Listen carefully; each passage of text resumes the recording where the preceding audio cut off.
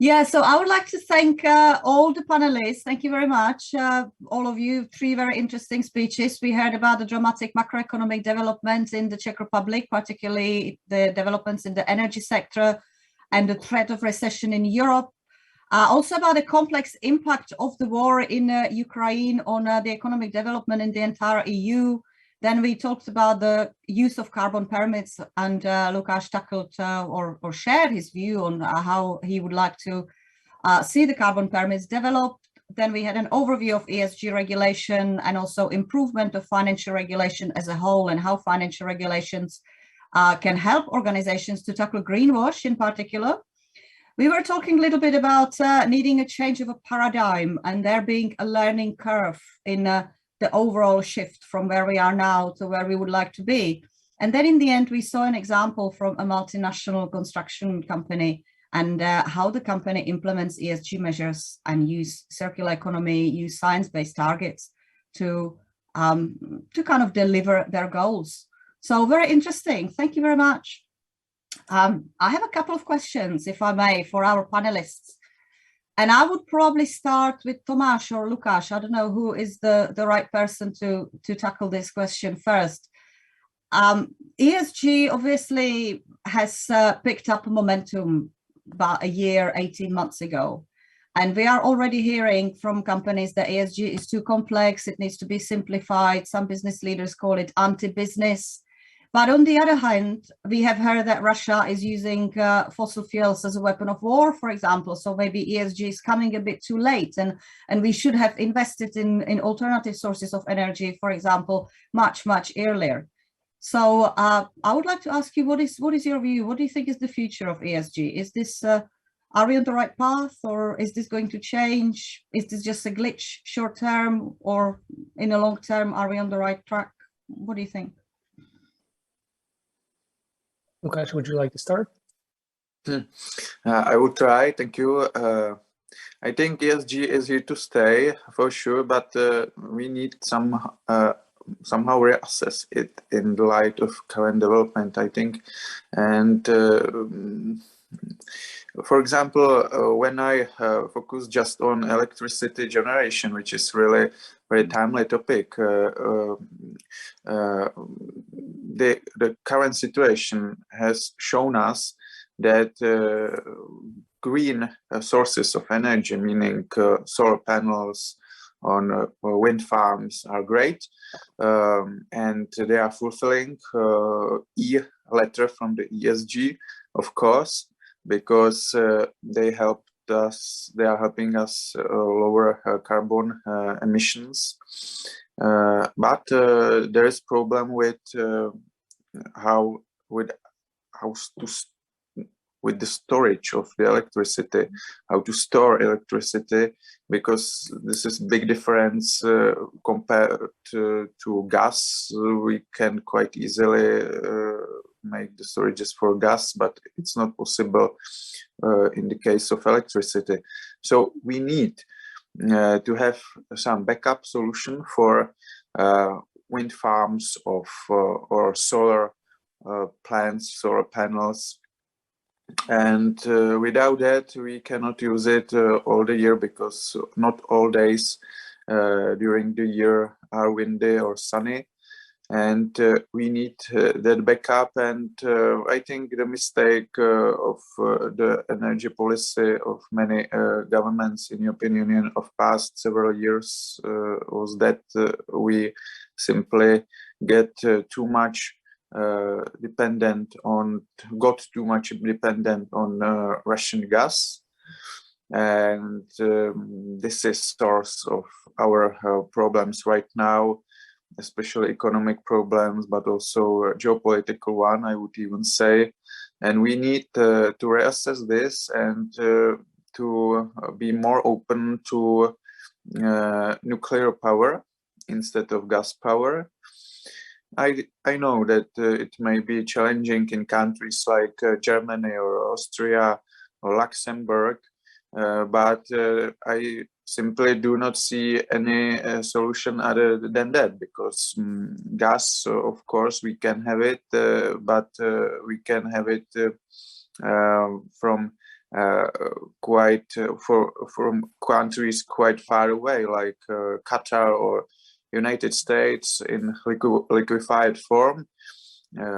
That's no problem from technical point of view, but it's costly. So we need to have other backup than gas for our green sources of electricity. And I think we need to invest much more into building of new nuclear blocks and plants. And maybe in 10, 20, 30 years, we will find ways how to make green sources of electricity usable without any problems, even during the days when there is no wind and there is no sun. And then we can go completely green. But we are not in this phase right now. So right now we need a backup, and as the current situation has shown, to have this backup in the form of Russian gas is very dangerous. So we need, I think, to invest more right now into nuclear power. That's my view. So that's just one example how we should slightly reassess ESG. But of course, it is here to stay, and we should be able to flexibly react on the current development. Thank you. Thank you.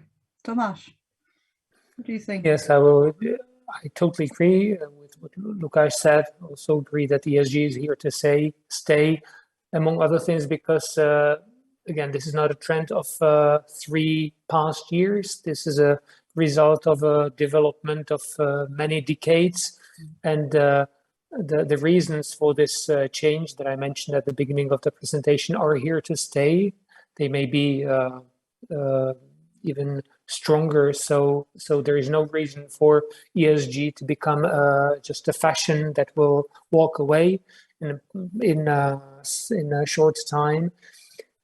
But I think it's important, precisely for this reason, that ESG is here to stay. I think it's important to have a critical discussion on how to implement ESG into our decisions and our operations. Even fight against greenwashing can be a brainwashing, if you see what I'm, there is sometimes a too direct line and too direct ways how to solve problems. It's usually dangerous. So all the more because the decisions we're making now are so profound.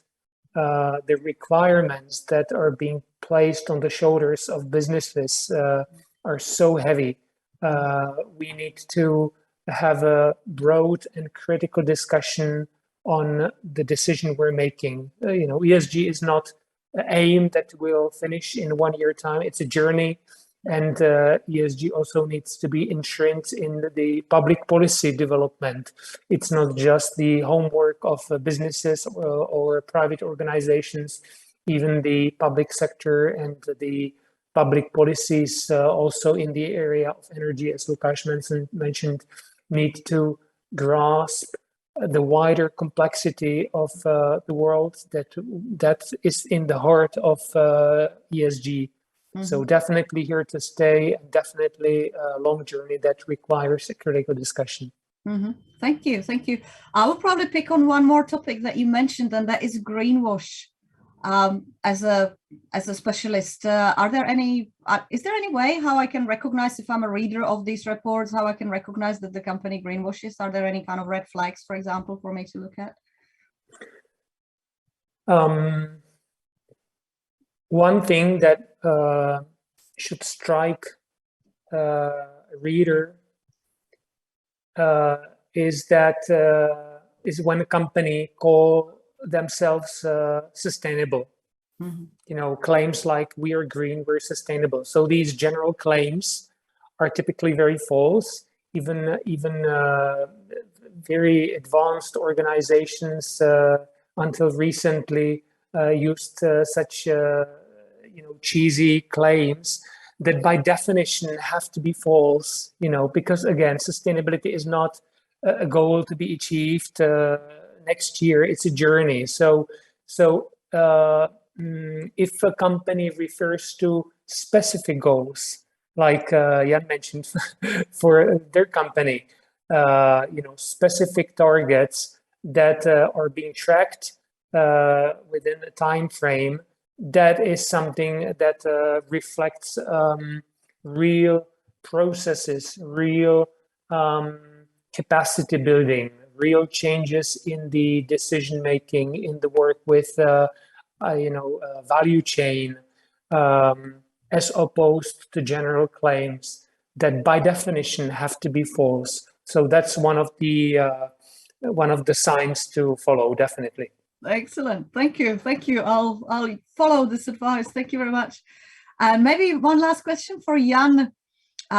We would be interesting to know, you mentioned revitalization of existing urban areas. And as we know, there's lots of embedded carbon in old buildings.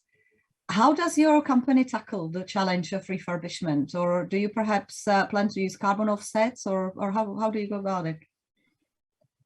Yeah, well, we haven't participated in offsetting programs so far because we don't know a lot of, the program, what's the program, and the validation of the program. So we haven't done any offsettings, except that in our projects we are planting new trees and so on. And yeah, about the embodied carbon, it doesn't matter if it's old building or new constructions. There is always embodied carbon, because embodied carbon means it's in the materials or in the manufacture, in transportation to the construction sites. So in revitalization, it means that you can skip some those processes. For example, if you revitalize some building, it means that you don't need to transport a material to the construction sites because you already have the material. For example, the skeleton of the building, the concrete skeleton. Mm-hmm. So in this way, we some kind of reduce some amount of embodied carbon in the projects. For example, in the Parve Sibulka. And yeah, I mean, almost all developers in Prague are going to build on brownfields because there's not a lot of where you can in Prague, especially in Prague, where you can build another new buildings. So I think this is the right way to revitalize the brownfields and so on. Mm-hmm. Excellent. Yeah, thank you. Very good example. Fantastic. So I would very much like to thank you for your informative presentations and for the discussion.